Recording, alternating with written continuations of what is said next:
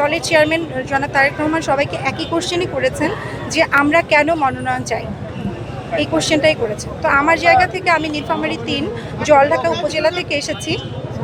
তো আমি একজন সাধারণ সদস্য, আমি কোনো নেতা নই, আমি কর্মী। আমি এমন একটা পরিবারের সাথে সংযুক্ত যে সারা জীবন জনসেবা করে এসেছেন, জনগণের সেবা করে এসেছেন। সেখানে আমার শ্বশুর 96 সংসদ সদস্য ছিলেন এবং 4বারের মেয়র ছিলেন, এবং ফ্যাসিস্ট সরকার শেখ হাসিনার সময়ে বাংলাদেশে 25 জন মেয়রের মধ্যে আমার স্বামী একজন ছিলেন।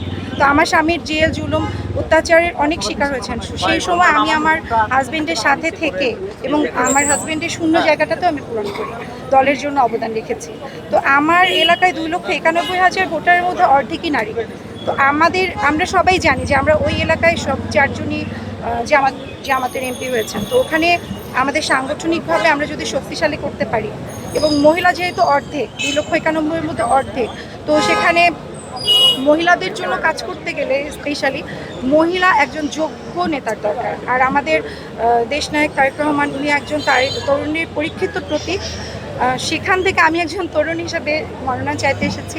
উনি যদি আমাকে মনোনয়ন দিন, আমি এলাকার মানুষের কল্যাণে কাজ করে যাব।